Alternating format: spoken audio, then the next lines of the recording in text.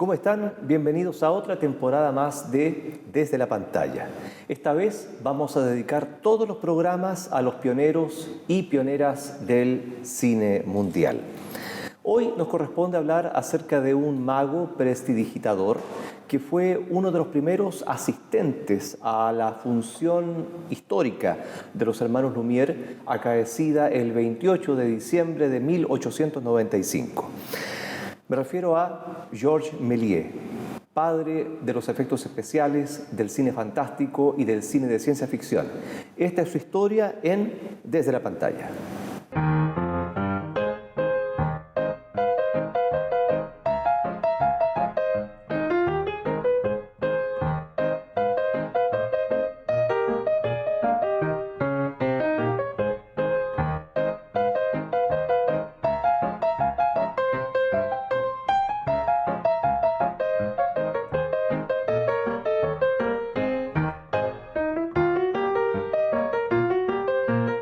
Hola Verónica, ¿cómo estás? Muy bien, encantada de estar aquí en esta temporada especial para hablar de aquellos que instalaron los cimientos del cine, aquellos pioneros y pioneras, como bien decías, y en particular hoy de un hombre del que vamos a ver cómo se refleja toda su experiencia en las tablas, en el teatro, ¿cierto?, sobre la escena y cómo lleva ese mundo al cine que hoy conocemos de él. Por supuesto, sus películas eran, según él las concebía, una extensión de los actos de magia que él realizaba en su propio teatro que tenía en París. Por lo tanto, la mirada que él tiene respecto a la imagen en movimiento es la de algo especial, un truco, algo mágico, y no un elemento narrativo como lo ven otros cineastas, como después serán Alice Guy o David Wark Griffith, sino que su aproximación al cine es más bien de un complemento mágico a lo que el público estaba viendo en el proscenio. Ahora, Georges Méliès nace en 1861, fallece en 1938 y es un hombre que va a realizar durante toda su vida aproximadamente unas 520 películas, que es lo que se ha logrado contabilizar según el catálogo que se ha conservado en los archivos de la familia. De esas películas probablemente exista un 10% apenas. ¿Por qué no existen más esas películas? Porque cuando él quiebra, ya en 1913, 1914, iniciada la Primera Guerra Mundial, los acreedores vienen a cobrarse de las deudas y se llevan los negativos de las películas, las queman para obtener las sales de plata que conformaban la imagen, que era muy cara en esa época. Y Georges Méliès también, por su parte, hace lo suyo quemando otras películas más en el patio de su casa, pierde su estudio cinematográfico, uno de los primeros estudios, si no el primero en la historia del cine, donde filmaba las películas. Y ese es el triste final para un pionero que después vamos a ir conversando, ¿no? Sí. Cómo evolucionan sus películas. Vamos a tener la oportunidad en este capítulo de revisar 6 de esas 500 obras que se han calculado y vamos a ir comentando para ver cómo va cambiando, cómo él va experimentando y conocer un poquito más del trabajo creativo de este pionero. Y qué mejor que ingresar a su mundo con una película que es la más famosa, que es El viaje a la luna de 1902. Vamos a ver. Vamos.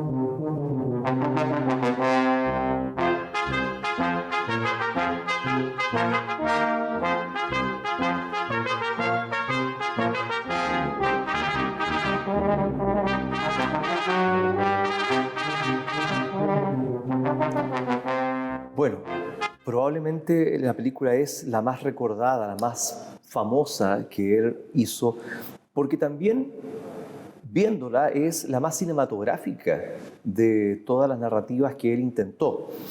No olvidemos que a fines del siglo XIX está Alice Guy comenzando a hacer también películas en 1896 a la par que Georges Méliès y también a la par que la Escuela de Brighton en Inglaterra, intentando contar historias, intentando narrar breves relatos.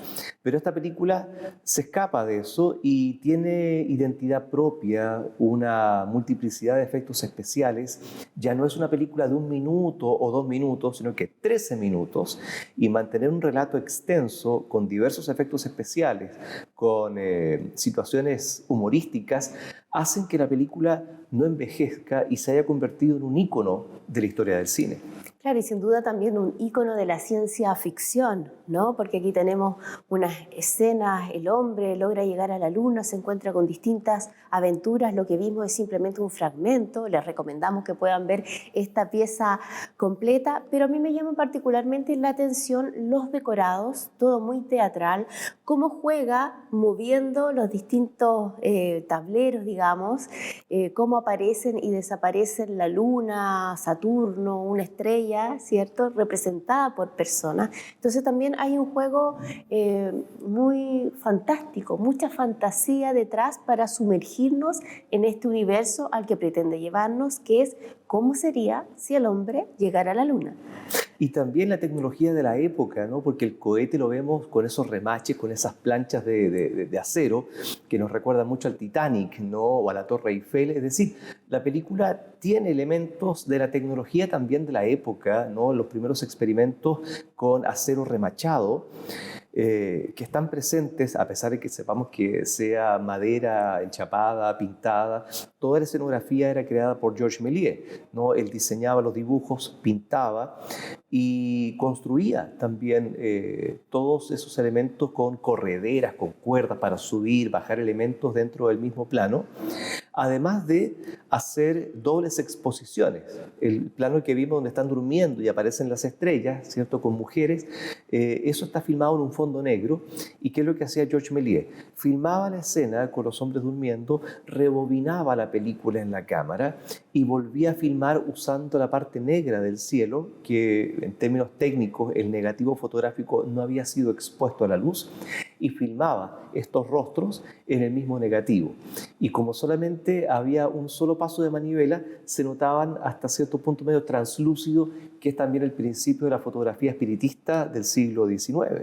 Bueno, sin duda él experimentó muchísimo, como vamos a ver en los próximos cortos, con estos efectos justamente en la exposición. Fue el primero que empezó a trabajar estos efectos de multiplicar una imagen, hacer desaparecer una, que se transformara en otra. ¿Fue efectivamente el primero? Exactamente, y es lo que vamos a comprobar en la película El hombre de las cabezas, que dura un poquito menos de 1 minuto. Vamos.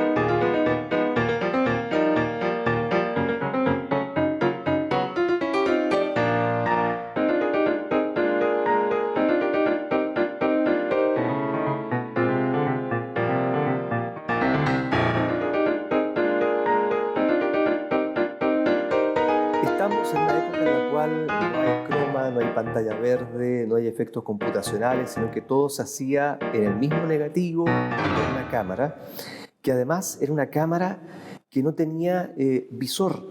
O sea, Georges Méliès encuadraba y se imaginaba dónde estaba el encuadre, rebobinaba y filmaba al ojo, a ciegas prácticamente. Y el cine en general, Verónica, se filma a ciegas hasta fines de la década del 60. Las cámaras cinematográficas eran cámaras de paralaje, o sea, tú tienes el visor en un costado de la cámara y el lente, y por lo tanto, cuando tú ves por el visor, no es lo mismo que está entrando por el lente, y mentalmente había que reencuadrar esa imagen. Y El Mago de Oz se filmó así, Casablanca, Ciudadano Kane, 2001. Todas las grandes películas fueron filmadas a ciegas, porque a fines de la década del 60 aparece la cámara reflex, que tú ya tienes varios espejos dentro del lente que conducen la imagen precisa al visor de la cámara. No hay error en el encuadre. Más encima, la emulsión fotoquímica de la película para registrar la imagen requería de mucha luz. Estamos hablando de que cuando uno compraba rollos de película para sacar fotos, la película era de 100 ASA, que es el nivel de sensibilidad de la película respecto a la luz.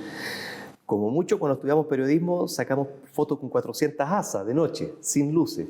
Bueno, acá estaban trabajando con 30 ASA, o sea, requerían de mucha luz. No había, como te decía, efectos especiales, no había visor en la cámara era a manivela, no había tampoco un cuentafotogramas, es decir, todo era por ensayo y error. Si Georges Méliès terminaba el día, sacaba el negativo con todo lo que había filmado, lo revelaba y veía que la imagen no correspondía, había que hacerlo de nuevo. ¿Él fue discípulo de alguien o él aprendió solo este arte, esta experimentación con las técnicas de la fotografía? Sí, aprende solo y bueno, como te decía en un comienzo, él tiende a ver el cine como algo mágico, como algo maravilloso. De por sí ya el hecho de ver fotografías en movimiento, imágenes en movimiento para esa época era extraordinario. Este cortito es de 1898. Y lo podemos ver a él, o sea, como Además, buen experimentador, con quien primero experimenta uno, ¿cierto? Es probando uno delante de cámara y luego ya empieza a incorporar más actores, como vimos en el caso del viaje a la Luna. exactamente, donde él es el jefe de la expedición, ¿no? Es el mago principal. ¿Qué hay de cierto de que el rostro de la Luna cuando cae el cohete es el rostro de él? No, para nada. Ya, parte de los mitos en torno al cine. Exactamente, destruyendo mitos. Vamos a ver ahora otro cortito que se llama Una pesadilla, también de fines del siglo XIX.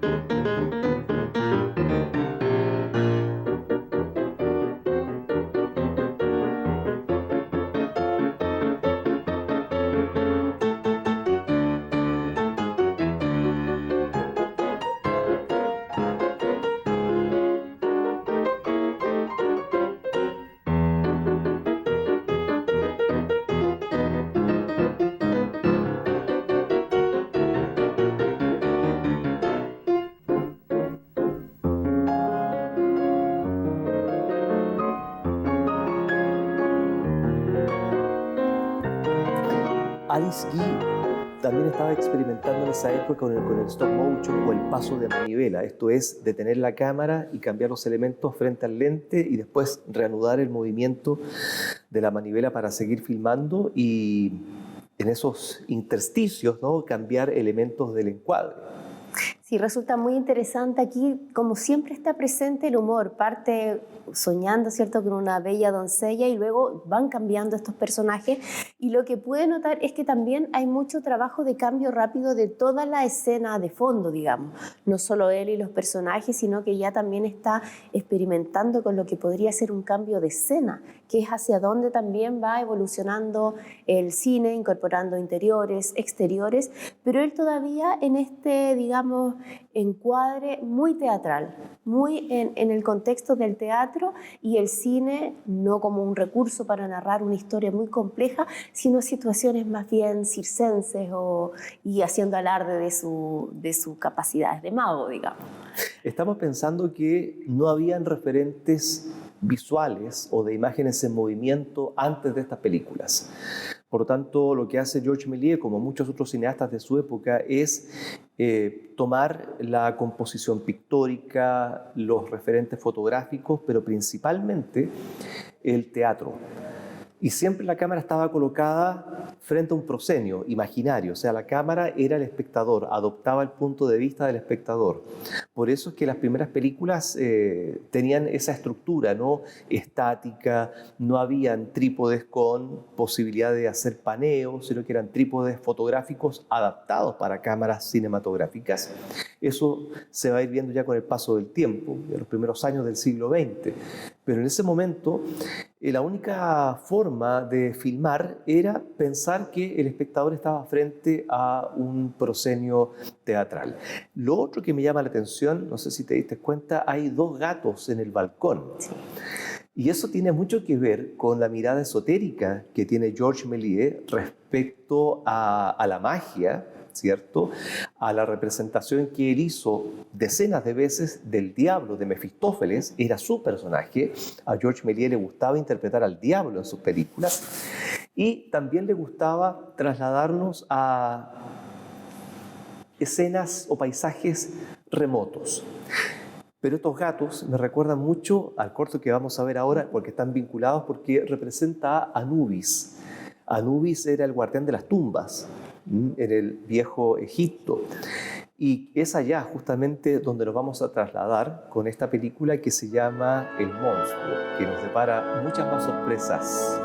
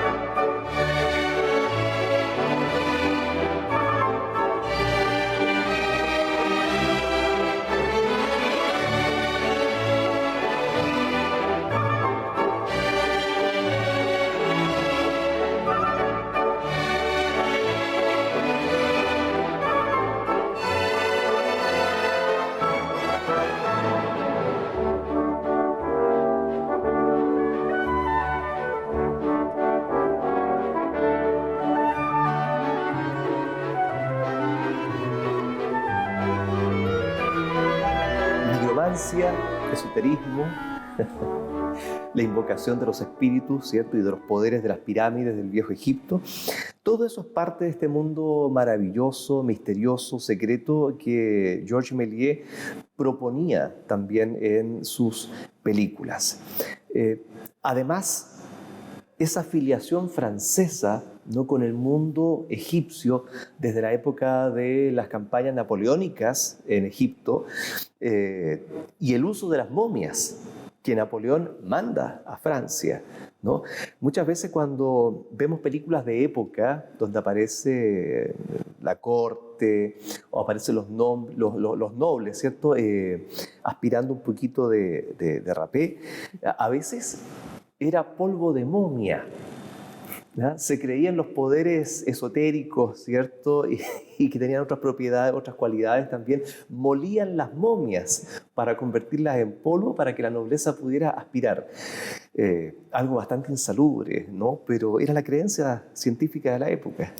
Jaime, ¿podríamos presumir que de estos cortos donde hay saltos bastante notorios que podemos atribuir a la necesidad de generar estos efectos, también hay mucho fotograma que se ha ido perdiendo? Porque hay saltos, en este en particular hay unos saltos bastante notables de varios centímetros, digamos, entre un personaje y otro. Bueno, es probable, son copias de proyección las que se han logrado rescatar.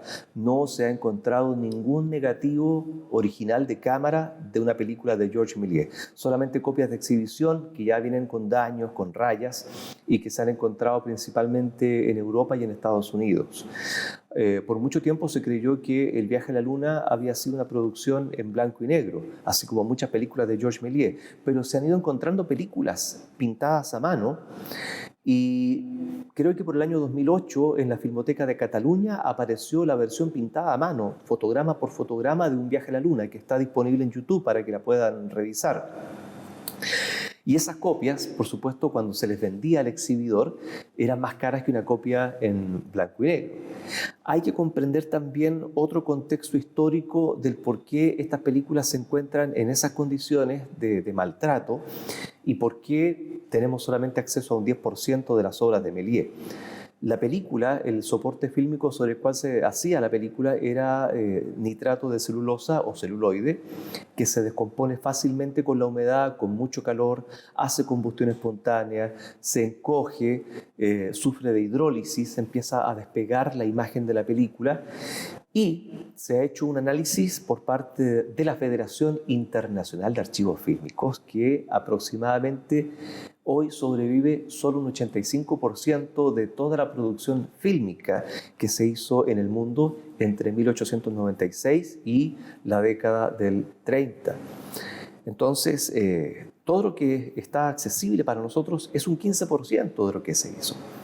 Esa es la triste condición de estas primeras películas y el hecho de que no conozcamos con mayor profundidad la obra de pioneros como Georges Méliès. Claro, no podemos hacer un análisis exhaustivo de toda su obra, de todo lo que experimentaron, quizás de cómo fueron evolucionando las narrativas, pero ya a continuación vamos a poder conocer también otra propuesta que se ven algunos matices de cambio. Por supuesto, la película es La mansión del diablo, considerada por muchos historiadores como la primera película de terror de la historia del cine.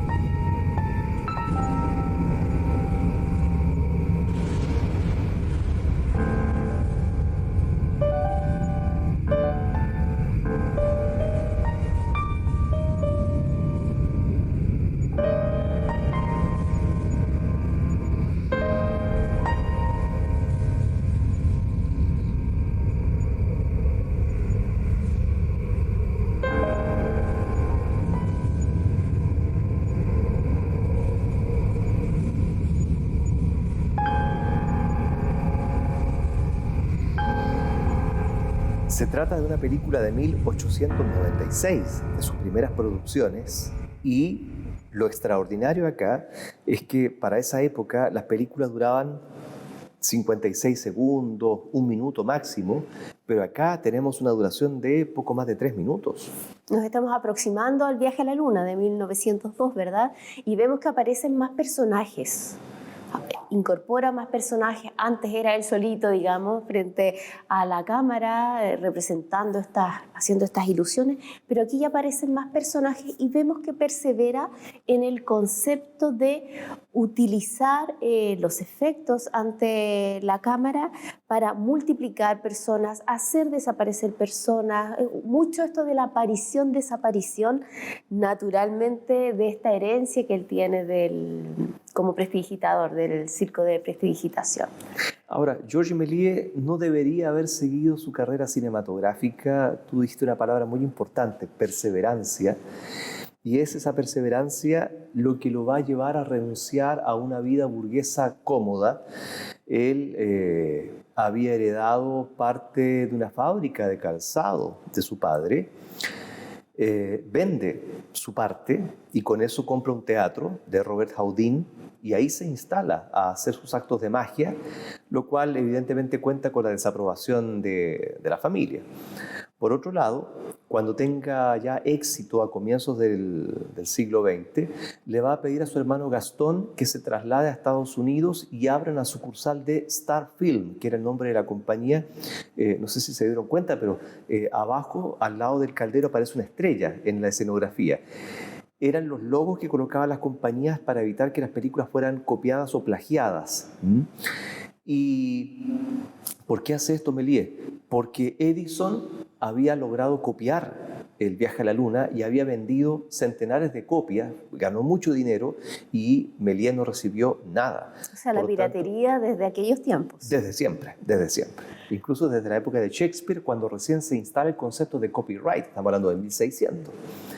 Y por lo tanto abre una sucursal, se asocia con Edison y empiezan a filmar películas también en Estados Unidos, pero no hechas por Georges Méliès, sino que por su hermano Gastón, quien hasta cierto punto estafa a su hermano, se apropia de la marca, del apellido Méliès y filma muchas películas que no tienen nada que ver con lo que Georges había hecho en Francia. Eso también, sumado a la Primera Guerra Mundial, al estancamiento en su técnica cinematográfica, va a hacer que la gente deje de darle el favor a sus películas y comience un proceso de decadencia. Pero vamos a ver otro corto antes que tiene la particularidad de estar pintado a mano, fotograma por fotograma.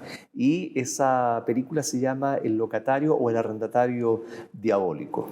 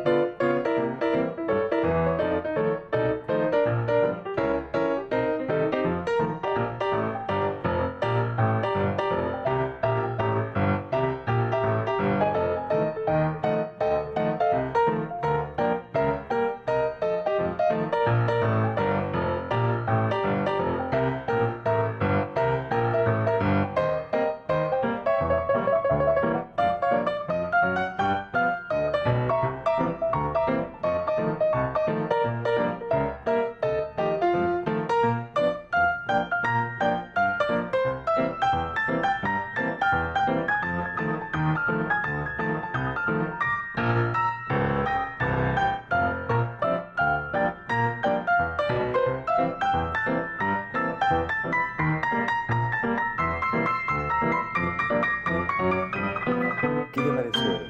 Me pareció un corto de terror.